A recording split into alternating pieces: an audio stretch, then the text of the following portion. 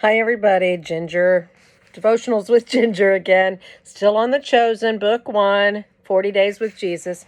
Today we're on day 8, and it's similar to yesterday's, as in the reporter is interviewing.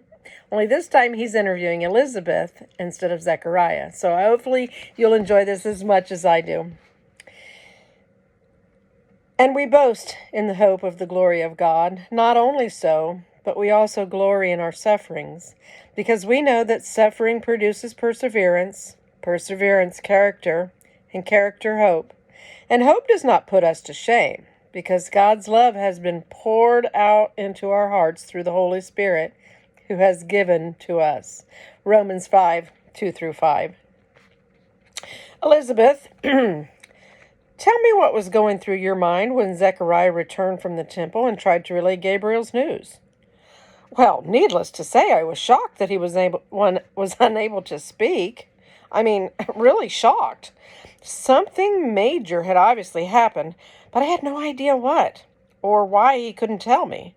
So I ran to get the writing tablet.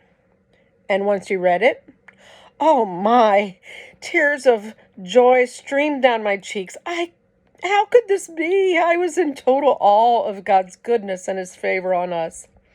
Your husband asked Gabriel the same question, except not exactly from a place of wonder and awe. Were you disappointed by Zechariah's initial disbelief? Zechariah is a good man, a righteous man, but I know how hope deferred can make the heart sick. I was disappointed for him, not in him. You still had hope.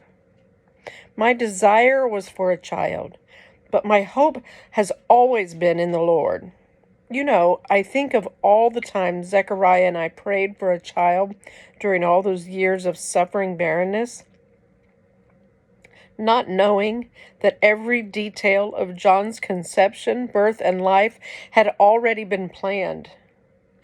How did you respond to the news that your child would grow up to be the messenger who, in the strength of Elijah, would herald the arrival of the Messiah? I still marvel at how we used to read about the one calling out in the wilderness, years before we knew that one would be our son. I dropped to my knees in awe of the Lord's favor. I was so completely overwhelmed with joy and gratitude. For the first 5 months of my pregnancy, I remained in seclusion, relishing the miracle inside me and what it would mean for God's people. He chose me for this. He chose me. Why do you think it all happened the way it did? Clearly, John's life was fashioned to fulfill the promises God made through his holy prophets. But why me? Why did I get to be his mother? Only God knows.